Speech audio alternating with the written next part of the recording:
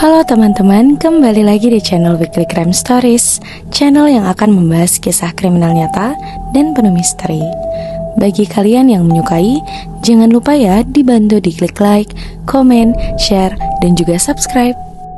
Untuk kali ini, kita akan membahas kisah tragis yang berawal dari kekecewaan dalam pelayanan asuransi kesehatan dan menyebabkan hal buruk terjadi.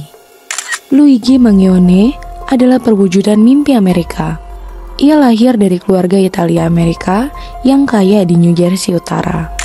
Dia unggul dalam akademik, lulus sebagai siswa terbaik di sekolah menengahnya, dan mendapatkan beasiswa penuh ke Universitas Ivy League. Teman-temannya menggambarkannya sebagai karismatik dan ambisius, selalu menjadi yang pertama menawarkan diri dalam diskusi kelas atau mengorganisasi acara amal. Namun di balik prestasinya, tersembunyi amarah yang tenang yang bahkan tidak terlihat oleh orang-orang terdekatnya. Saat Luigi berusia 15 tahun, tragedi menimpa keluarganya. Ibunya, Sofia, meninggal karena kanker setelah perjuangan yang panjang. Meskipun memiliki asuransi, keluarganya menghadapi kebangkrutan akibat tagihan medis yang menumpuk. Ayah Luigi, seorang pria yang bangga dan tangguh, akhirnya terpuruk dalam keputusasaan. Masa itu jelas menjadi titik balik bagi Luigi muda yang mulai melihat industri asuransi kesehatan sebagai mesin kejam yang memanfaatkan yang lemah. Seiring berjalannya waktu, rasa bencinya pun berkembang menjadi obsesi tunggal. Saat ia lulus dengan gelar di bidang ekonomi dan filsafat, Luigi telah berubah dari intelektual menjanjikan menjadi seorang idealis yang pahit. Dia pun menulis esai yang mengecam keserakahan korporasi. Tetapi orang-orang di sekitarnya menganggapnya hanya sebagai latihan intelektual yang bahkan tidak berbahaya. Mereka tidak pernah menduga bahwa kata-katanya suatu hari akan berubah menjadi sesuatu yang jauh lebih gelap.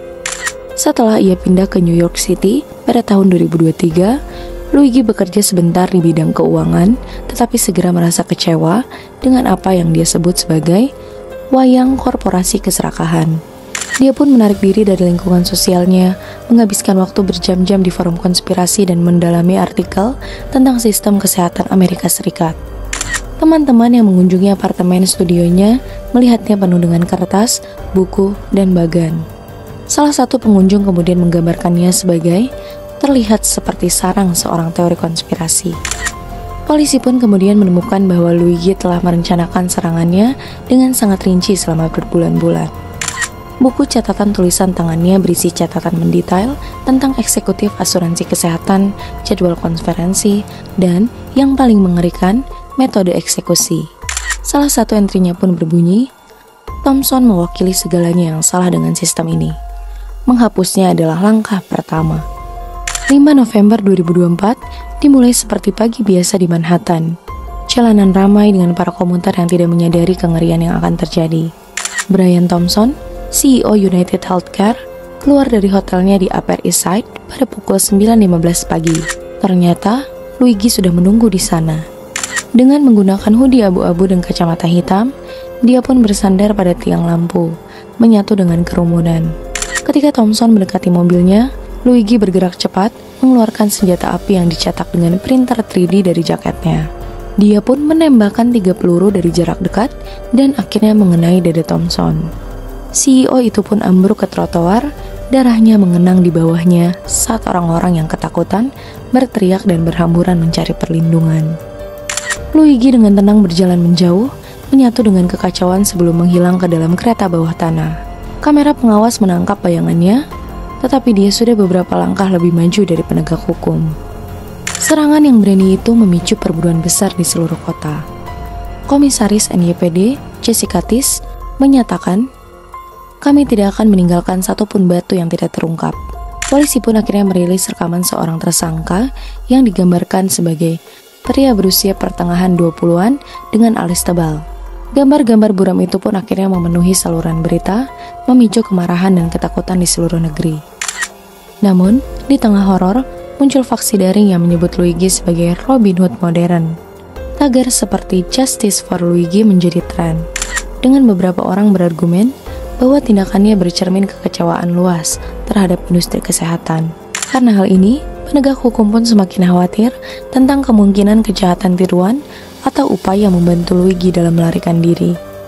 5 hari kemudian, Luigi ditemukan duduk di sebuah bilik McDonald di Huntingdon, Pennsylvania, sambil menyeruput kopi.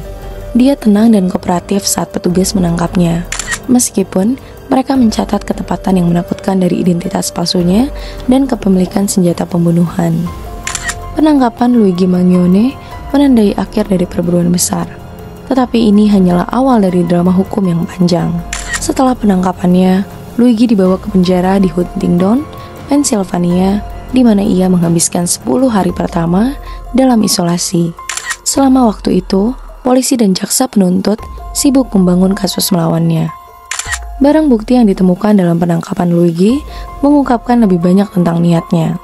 Selain senjata api yang dicetak dengan printer 3D, Luigi membawa buku catatan berisi rencana terperinci tentang pembunuhan Brian Thompson dan orang lain dalam industri asuransi kesehatan.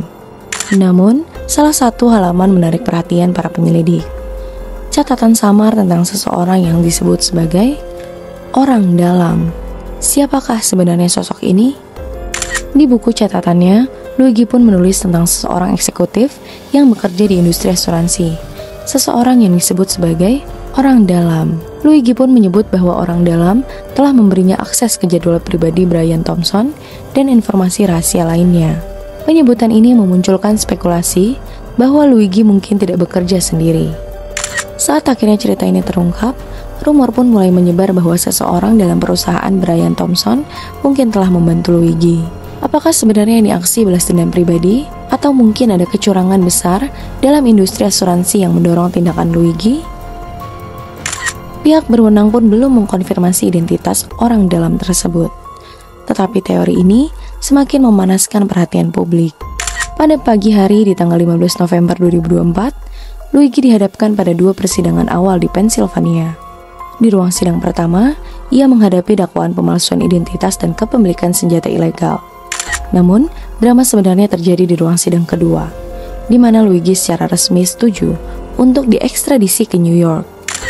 Dengan sorotan media yang terang, Luigi tampil tenang di ruang sidang. Namun, di luar gedung, para pendukungnya semakin vokal. Mereka pun membawa spanduk bertuliskan, Luigi adalah pahlawan rakyat, dan hentikan keserakahan korporat.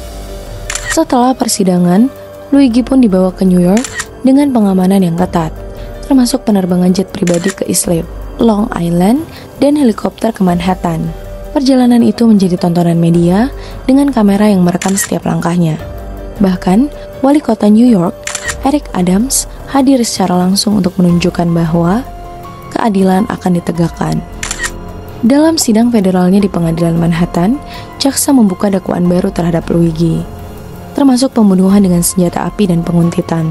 Namun, pengungkapan terbesar adalah tentang buku catatan Luigi yang menyebutkan konferensi investasi sebagai angin keberuntungan untuk melaksanakan rencananya.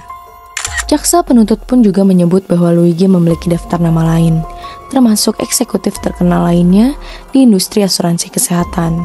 Penemuan ini pun mengguncang para pejabat tinggi yang segera meningkatkan keamanan di sekitar para eksekutif tersebut. Namun, drama pun tidak berhenti di situ.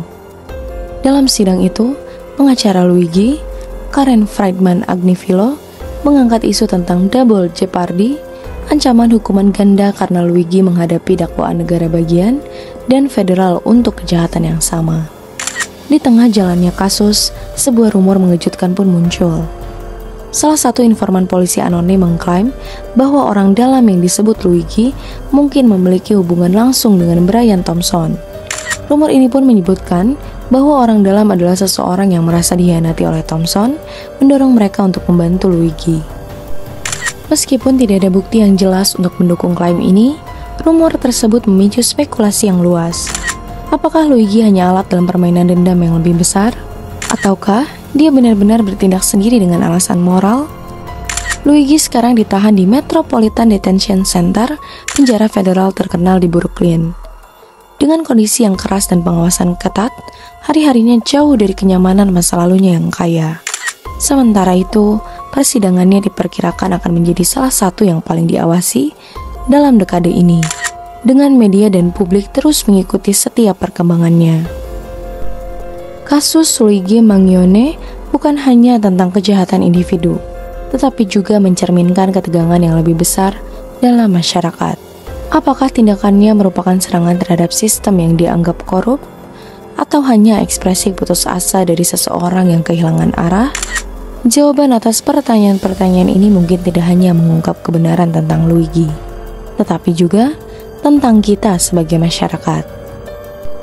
Bagi kalian yang menyukai kisah kriminal misteri seperti ini, jangan lupa ya dibantu diklik like, komen, share, dan juga subscribe. Dan untuk para penonton serta komentator setia Weekly Crime Stories, terima kasih telah membantu Weekly Crime Stories menjadi lebih baik lagi. Terima kasih.